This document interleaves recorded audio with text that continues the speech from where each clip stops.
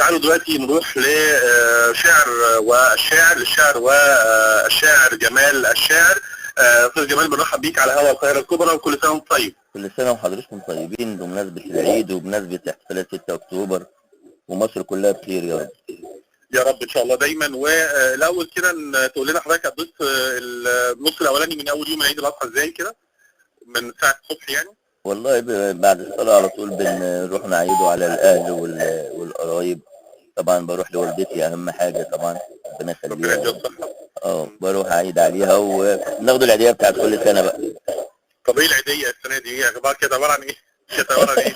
أنا بقول لها حاجة وهي بتديني المصروف بتاعي بقى. طب بالنص بقى يا استاذ جمال لو بالنص. طب ايه؟ طب يعني سر يعني، مش عاوز تقول يعني ولا ايه؟ ما انا قلت لحضرتك، انا بقول لها حاجه بتقول لي ايه اللي انت عملته، يعني ايه الجديد اللي انت عملته، لان هي النافذه الوحيده بتاعتي.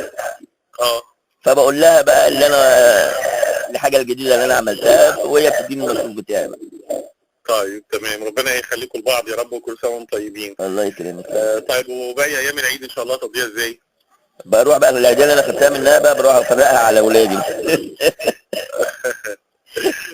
بروح ازور الاصدقاء وبزور الاهل بس انا فعلا انا لسه طالع من عمليه جراحيه دلوقتي الايام ديت، فهم دلوقتي اللي بيجوا لي يعني. لا الف سلامه عليك. الله يخليك. ربنا يتم الشفاء ان شاء الله. الله يخليك. طيب يعني حضرتك طبعا بتعيش الان ذكرى طبعا احتفالات عيد الاضحى، وايضا لما ذكرنا احتفال اكتوبر الذكرى 41. يا ترى قريحه الشاعر جمال الشاعر اثرت عن ايه في هذا الاحتفال يعني؟ والله طبعا احنا مش هننسى ننسى الابطال اللي هم ضحوا عشاننا في حرب اكتوبر، وانا كنت مع بعض منهم اللي هم لسه على قيد الحياه يعني، وحكوا لنا حكايات.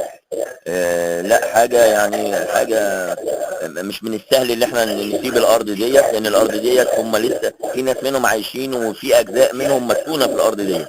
تمام. فاحنا ما نقدرش نفرط في الارض ديت ولازم ندافع عنها بكل ما نملك. اكيد. فان شاء الله مصر محفوظه، وربنا يخلي لنا الريس، ويخلي لنا اهل مصر اللي بيحبوا مصر. امين يا رب امين.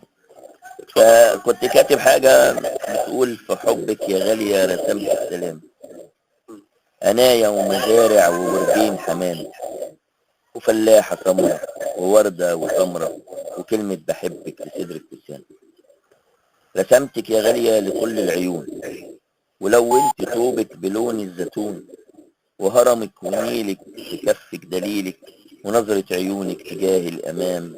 في حبك يا غالية رسمت السلام، بوجودك حرق المشاعر وجود، ولون حروفك لكل الوجود. بحبك يا غالية ويا ما انت عالية في قلب الخلايق وعالي المقام. بحبك يا غالية رسمت السلام، يا أرض الكنانة يا بيت العمار، يا مصر المكارم وحسن الجوار. وكام ألف شاعر وصفلك مشاعر، ولسه قليل عليك الكلام. في حبك يا غالية رسمت السلام. جميل جميل جدا.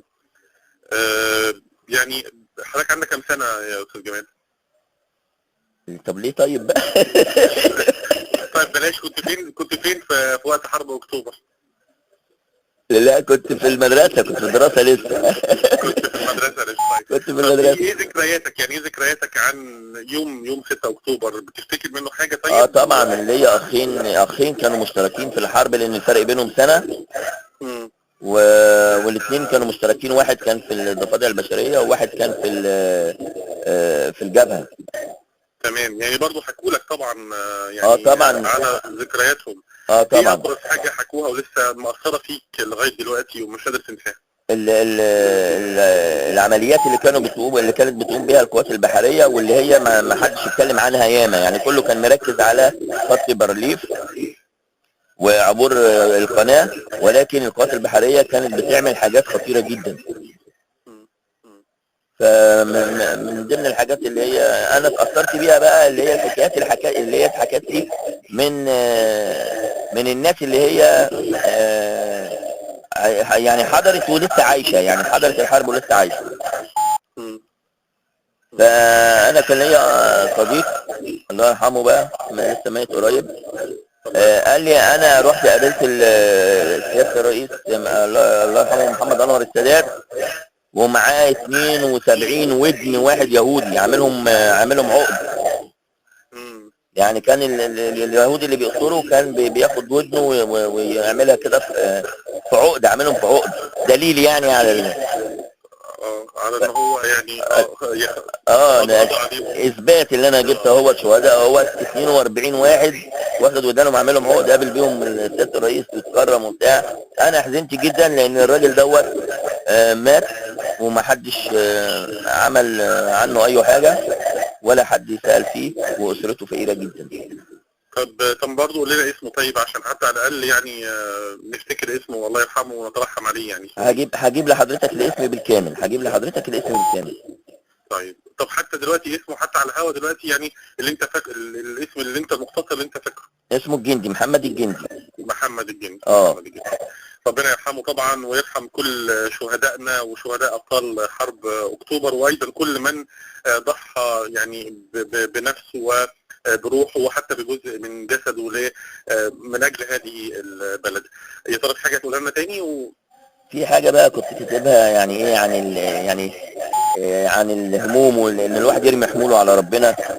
بتقول ارمي حمولك وانسى ازرع خيرك واستناه، عمرك يوم ما هتحصد الا غير اللي انت زرعت نواه، واللي يفوتك بكره يكون لو حلمك عاصي ومجنون، بكره هيجي اليوم وتحقق اصعب حلم بتتمناه.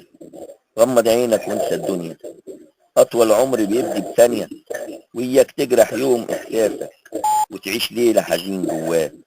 ارسم حلمك زي السير وياك تتعب من التفكير، انوي النيه وسلم حالك، بس النيه تكون لله. ونعم بالله وانما الاعمال بالنيات. فعلا بنشكرك جزيلا الشاعر الاستاذ جمال الشاعر، ومره ثانيه كل سنه وحضرتك طيب وكل سنه والمصريين كلهم بخير. شكرا جزيلا ليك. العفو، انا بشكركم وكل سنه وانتم طيبين، واذاعه القياده الكبرى في تقدم باستمرار ان شاء الله. شكرا جزيلا، مع السلامه. جمال. الو.